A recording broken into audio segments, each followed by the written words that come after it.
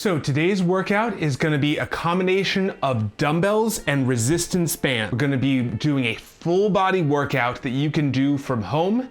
If you have any questions, let me know as we go. This is going to be working starting with the upper body, going to the core and lower body. So if that sounds good to you, hit that like button for me to let me know you want more content like this. So what we're going to do is start out with some dumbbells. We're going to be doing a chest press or a dumbbell bench press. So for this, I'm going to be using a bench and grabbing a pair of dumbbells. Now I'm grabbing the 30-pound dumbbells because normally I do 40 pounds, so I'm going to warm up with a slightly lighter dumbbell. So for the dumbbell bench press, kick the dumbbells over the top of my shoulders just to help myself get into position. I'm gonna bring my hands wide to about shoulder width and push my chest out. This is our starting position. From here, I'm gonna bend my elbows out to the sides, keeping my hands in line with my elbows. So I don't bring them in close, bring them wide. So I'm really opening up that chest. All the way down and all the way back up. Now I really want to go down really deep with the dumbbells, and that's the advantage I like with the dumbbells is they can actually go all the way down to where they're to the side of your chest. If I was using a barbell, it would get in the way where I'd actually hit my chest. At this point, I couldn't go with that last inch where I get that deep stretch of the chest. Now, I like this exercise going that extra depth, because not only am I putting more tension on the chest muscle, and that's going to promote more muscle growth, but I'm also stretching that chest. So instead of having a tight, non-mobile, non-flexible shoulder chest muscle, I'm actually improving the flexibility and strength through that flexibility. So it's not only stronger and going to improve my muscle growth, it's also going to help my flexibility of my shoulder. So if you have tight chest muscles, I used to stretch them all the time, but I found this really helps actually both stretch and strengthen. So I'm just doing about 10 of those, just warming up the muscles in my chest. It's always important to warm up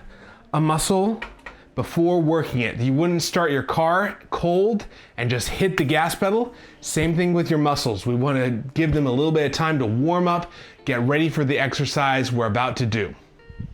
So, we're also going to do a pull-up. I'm going to use a resistance band as an assist for this.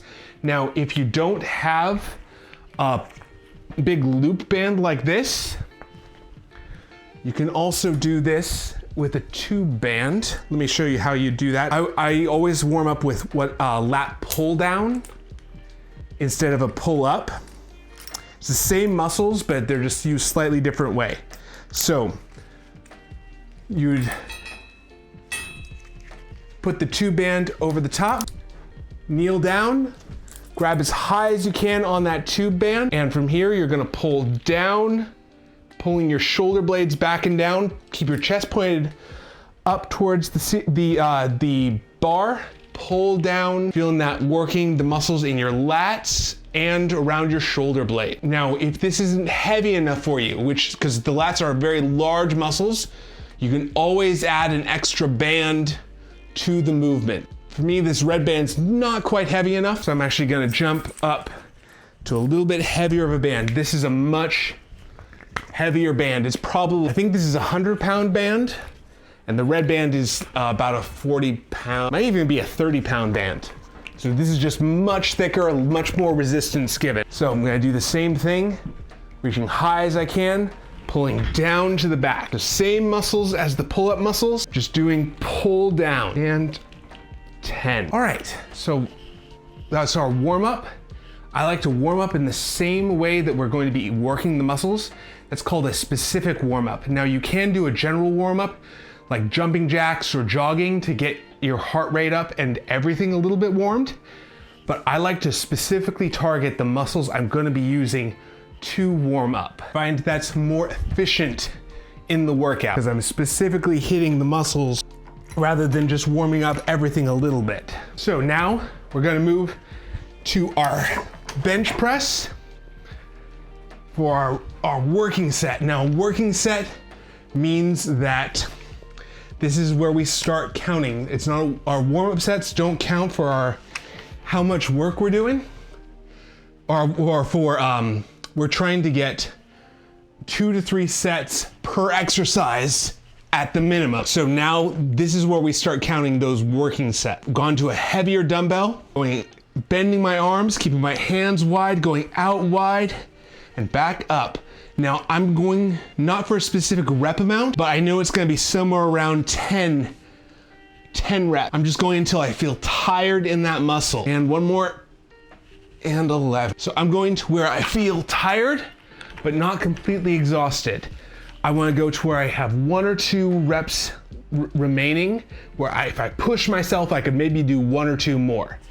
And that's actually been a difference in how I train now versus how I used to train. I used to go all the way up into the edge, and what I didn't realize is what I was doing was actually costing myself so much extra fatigue for only a small amount of muscle gain more. And that long term actually meant I was gaining less muscle because my body just couldn't recover from the fatigue I was building up. So I would miss workouts, or I wouldn't be able to work out as hard the next, and that slowed me down. Oh, it's kind of counterintuitive, but sometimes going a little bit less gives you a lot more in the long term. It's like, imagine you were running a race. Say you had to run a marathon. You wouldn't run the marathon like a sprint where you're like, oh, I'm just gonna go all out on that first mile, tire myself out where I can't finish the race. Same thing with working out. You wanna go at a good pace, but you wanna make sure you can get through the entire workout, just like you would wanna get through the entire marathon race. So all 26 miles. All right, so I'm moving to an assisted pull-up. So the band is actually assisting pulling, taking some of the resistance of gravity off of my body. So I'm gonna put my knee in the band, grabbing it shoulder width, going to a full hang. Now that full hang really lets that muscle go under high tension, and that's what's gonna really grow that muscle, that lat muscle in my back. So from here, firm grip and full hanging, pulling up to my forehead, and then back down to a full hang. I'm going till I feel tired in my lats. And so I have fatigue, but I could maybe do 1 or 2 more pull-ups, but I'm stopping there because I'm gonna be repeating this exercise to get the most out of it. So I'm letting it rest while I'm working other movements, and then coming back to it to really hit it again and again. If I went all the way up to the edge, I might not be able to do another set of that. All right, so now we're gonna move to our second set of bench press with dumbbells. So dumbbells on my knees, kicking up, so they're right over the top of my shoulder. Now you can just lay back and try and position the dumbbells over the top of your shoulder. I just find it's a little easier to get them in place by using your knees. All right, from here, bending your elbows, bringing your hands wide at elbow width, and back up. I feel like 8, I can get to 10, 9, 10. I'm gonna try for 1 more, and 11. I'm trying to keep good technique through the entire thing. We're going all the way to where I'm fully stretching out that chest muscle. That's one of the ways that muscles grow, is going under high tension where they pull apart like that. If I want that full section of muscle to grow, I really want that entire thing to be under tension. So that's why we want to go all the way down and all the way up. If it feels uncomfortable in your shoulder a little bit, you can drop your elbows a little down, and that will help take a little bit of that pressure off, while still letting that muscle fully lengthen. A lot of people do sort of these half reps, and that's actually not very good for your muscle. It's not very good for muscle growth, and it actually can increase the risk of injury because we never get into that deep range. So they tend to go heavier and heavier on the weight, and then when something goes wrong, the muscle can't actually handle that at its most sensitive range. So it's better to start lighter, but go full range of motion and build, or that deep stretch portion of the movement. So for a pull-up, that's down here. If you ever think of how much harder it is to do a pull-up from a full hang than from sort of a half hang up here, where you're just doing these pulls. Same thing with this pull-up. I'm trying to do that full hang. That's why I need the resistance band to let me get that full hang each and every time, because I could do maybe 1 or 2 pull-ups going to a full hang, but this band lets me get more reps and just closer to that failure point where my muscle can't repeat the exercise. So I can get more out of the exercise and have better technique using the band. But the most important thing is going that full all the way down, because that's where I'm lengthening those lats. We'll say the bands have been a game changer for pull-ups for me. When I first started, I couldn't even do 1 pull-up, but using the band as an assist, it's let me build up the strength to do pull-ups, because I'm taking some of that weight of gravity off of my arms while still leaving just enough to help promote growth. That was set number 2. We've got 1 more set to go. Then we're gonna move into working some of the muscles in the arms and shoulders, really focusing on building up bigger arms. If you're liking this content and want to see more, I host these live streams on Monday, Wednesday, and Friday at 11 a.m. Pacific time. I'm building a community of people to work out and be healthy together. So if you're interested in building muscle, like I am, I do all my workouts on live, so I'm not doing something different than I'm telling you to do. I'm trying to show and lead by example. So I'm just trying to be very genuine here. These are the exercises that help build muscle. I'm showing you exactly what I'm doing to get the results I am going for. I'm 38, I'm trying to get a 6-pack by 40. So that's a combination of building up muscle and losing fat. With this working out is building up that muscle. So a lot of people think that they're burning calories in the gym, and you are burning a little bit of calories in the gym, but usually it's not enough to actually notice a difference. What I found, and I had that same thought. I used to think, oh, I need to work out really hard. It doesn't matter really what I eat as long as I work out really hard. And that I've come to realize is actually not true.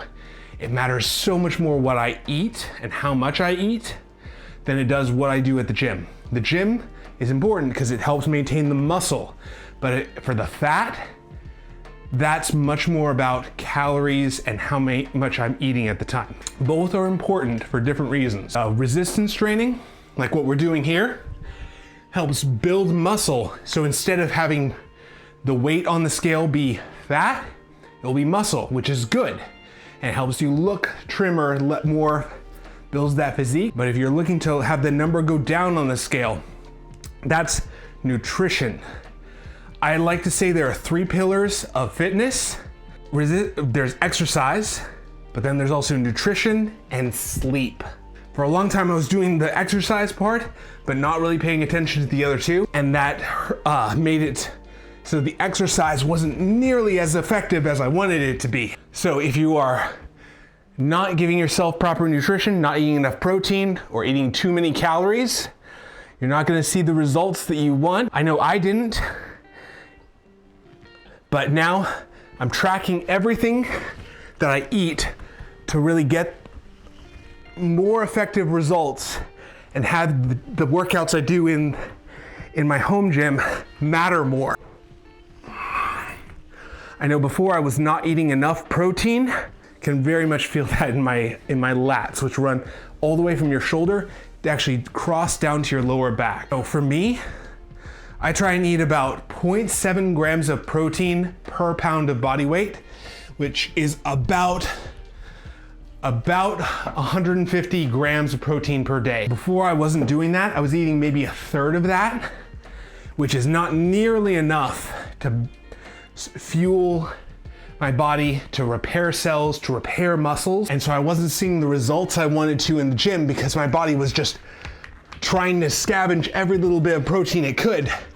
So there wasn't enough to go into the muscle. That's why I say nutrition is such a pillar of exercise or fitness. Exercise, nutrition, and sleep.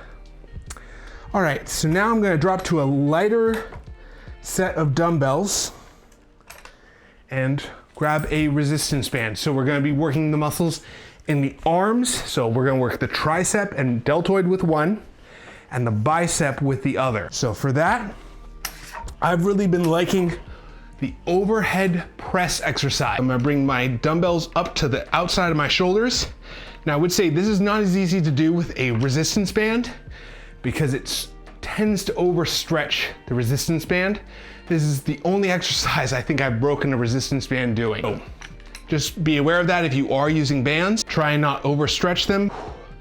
For me, I'm very tall, so it tends to be that they get overstretched. So from here, you're gonna push up towards the ceiling and then bring it back down to the outside of your shoulder. This is working that back of the arm, top of the shoulder. I'm really bringing it wide to the outside of my shoulder to really stretch that muscle, to put it under high tension. I'm just going until I feel that fatigue in my muscles, where it's hard to keep doing the exercise. Where this right in here is feeling tired. And that's what's going to promote muscle growth. So I'm not necessarily going for a specific number of reps. I'm more looking at what's going to cause the muscle to be tired. All right, so now we're going to do a bicep curl using a resistance band. I'm stepping right in the middle of the band with my foot.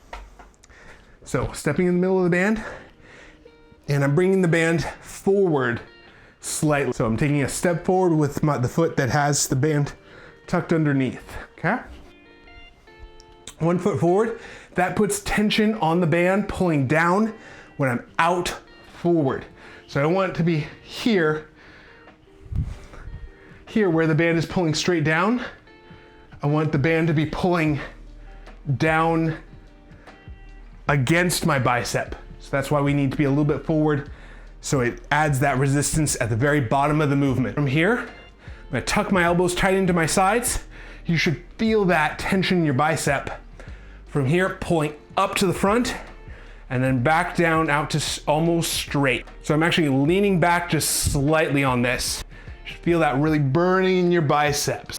That was, I think, the biggest unlock for me on any sort of bicep curl, is instead of going down, going forward. And that's what's going to emphasize that bicep even at the bottom of the movement, because as the resistance pulls down, you don't want to pull parallel, you want to pull perpendicular. You don't want, if you imagine an arrow going down through the back of your hand, you want that arrow to be pointing in the direction that the band is pulling. So if I'm here, staying on the band is pulling straight down and my hand is moving this way, not pulling against the band. As opposed to here, it is pulling against the band. All right, so I like to do arms a little bit extra. So I'm gonna aim for 4 sets of arms. I used to do 1 set per exercise, and I found that actually I grow more and can build more muscle by adding extra sets in. So I'm really trying to prioritize building bigger arms. That's why I'm aiming for more sets of these exercises. More times repeating in that exercise causes more muscle growth. Or more times repeating a movement for a muscle, I should say, per muscle. So I'm increasing the number of times I'm working the arms in each workout. Now, we still want to try and have the muscle tired after every set. If we're not actually tired or fatiguing the muscle, it's not getting nearly as much as you could be out of each exercise. And at that point, we're just kind of wasting time.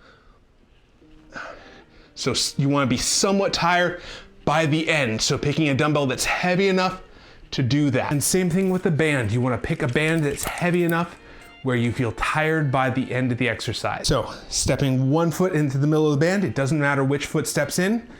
You just want to have that foot out in front. So I have 1 step forward, elbows tucked in at your side, back straight, so no swinging from your back. So kind of lean back away from the band, pull up to the front of the shoulder. Now you should feel tension all the way to the bottom of this movement. So if you feel like the band is going slack, try to choke up on the band a little bit, or take a larger lean back to really keep tension through that entire movement. So I'm actually leaning back away so I can feel that tension all the way through. And relax. Whew. So if you're liking this workout and want to see more, hit that like button for me to let me know you want more content like this, where we're combining resistance bands with dumbbells.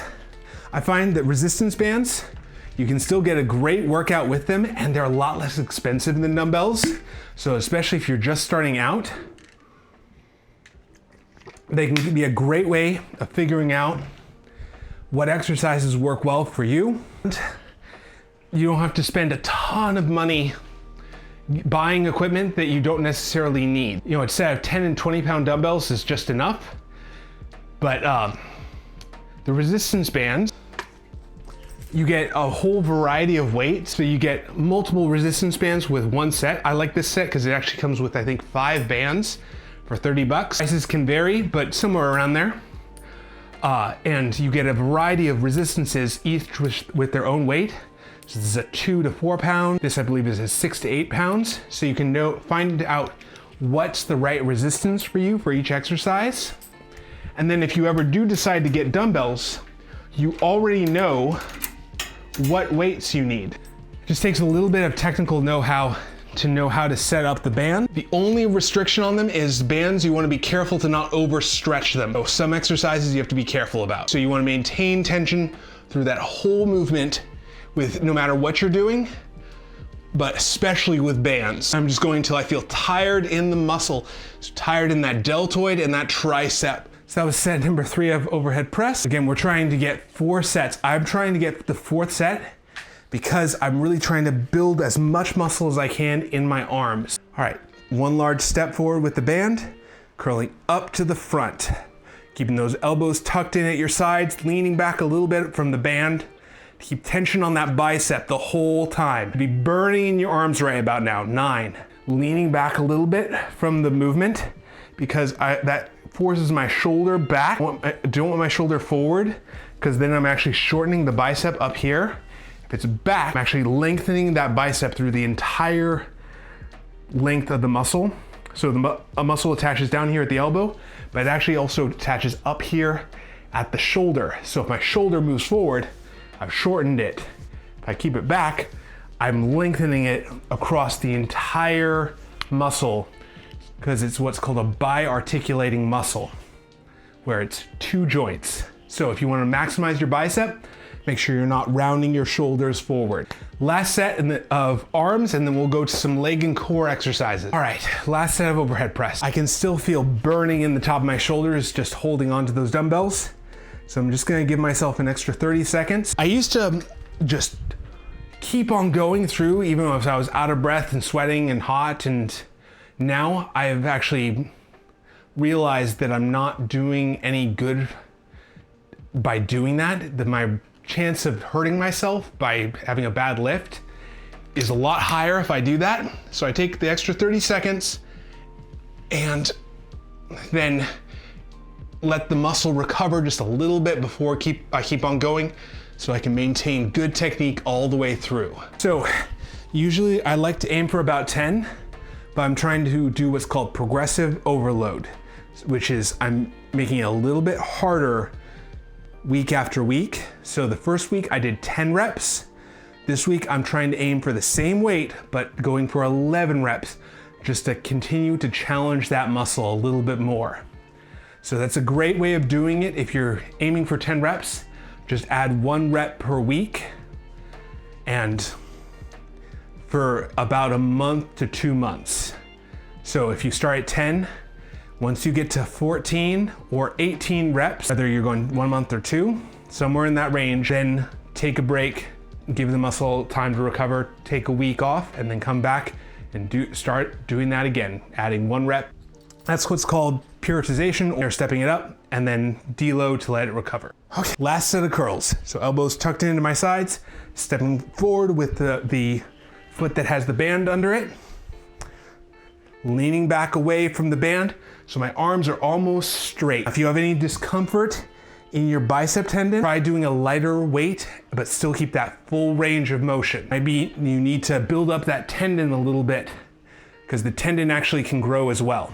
So, but trying to go all the way out to straight or nearly straight with this movement to where I'm putting high tension through that muscle, through that tendon too. So sometimes people's muscle is stronger than their tendon. It's actually common in bodybuilders that their bicep can actually outpace the bicep tendon. Some of that's because of the medications they take. Now, I always would recommend starting at where your tendon feels comfortable, where it's not causing irritation in that tendon, and then building that up over time. So those are our arm exercises. We've covered the chest, the back, the bicep, the triceps, the deltoids. Now we're gonna work down into the quads, glutes, and hamstring, the large muscles of the thigh and the hips. For this, I'm really quite tall. So for me, a standard squat is pretty hard on my low back because I've got this big lever of my entire torso because I have a long torso. So for me, I do a modified high rep squat. So instead of having the weight up here by my shoulders, I keep it down here by my side. Now I've heard this called a suitcase squat. It's a name I heard recently. Let me know if you know another name for this exercise though. Hands at your sides like you're holding a pair of suitcases, and you're going to keep your chest up. From here, I'm gonna bend down and back up like I'm sitting down in a chair. Now, if you ever get to a point where you can't get back up, you can just set the weights down and come back up. That's one thing I really like about this. It's a lot safer where you can get out of the movement if you need. You don't get pinned underneath the bar. So I'm trying to go all the way down, really bending my knees and back up. I'm going for somewhere around 15 of these. So that works a lot of these quad muscles, some of the other muscles in your hips, but primarily right in here in the front of your thigh. Now we're gonna focus on this muscle back here, those glute muscles. Now I do not have good genetics for building up glutes, but I found even with that, this exercise has actually helped me build them up from what they were. This is called a single leg bridge. So I'm bringing my right leg up because I'm starting with my left side. From here, you're gonna push down through your heel, bridging your hips up. You should feel that butt muscle on the left side have to tense up, pushing your body up towards the front. Be careful not to have your leg out here like this. This is more of a hamstring exercise, which is this muscle down here. If I'm close, then I'm hitting more of that butt muscle, that glute. The further out I am, the more hamstring, and the closer, the more glute. So I'm gonna start with my left leg, do as many reps as I can, then I'm gonna match it on my right leg, on my dominant side. I'm just going until I feel that burning in my glutes. And same thing on the other side. Might be easier on the dominant side. I'm just matching that number because you wouldn't want your weaker side to get further and further behind. So that's why we do the weaker side first, then match it on the stronger side. The legs always take so much more out of me. So if you're liking these workouts and want to see more, I host them on Monday, Wednesday, and Friday at 11 a.m. Pacific time. For these squats, you do not have dumbbells. You can just do it with body weight and just do high rep squats with body weight. The important thing though, is you keep your chest up. I don't want to lean forward like this. I want to bend down like that, okay? So when I'm going down, I'm trying to keep my chest up, my hands at my side. Last time I did 20 of these, so I'm gonna see if I can match that too. If you're liking this sort of workout and want to see more, hit that like button for me to let me know you like this sort of content. So after this, we're gonna do a core exercise using stability ball. I'm gonna show you why it's better to do a stability ball than it is a standard sit-up. Just letting my heart rate come back down a little bit. It's a 150 at the moment. Legs, and then we'll finish out with core. So, going to a hip bridge. Now you can do hip bridge with 2 legs at the same time, and especially if you're just starting out, that's a great way of engaging those glutes. You could feel that working in the hamstrings and glutes in the back of your thigh. But if that gets too easy, where you can do a lot of reps without it being challenging, lift one leg up, do the same thing with one leg at a time. So starting with my left leg, bridging up and back down.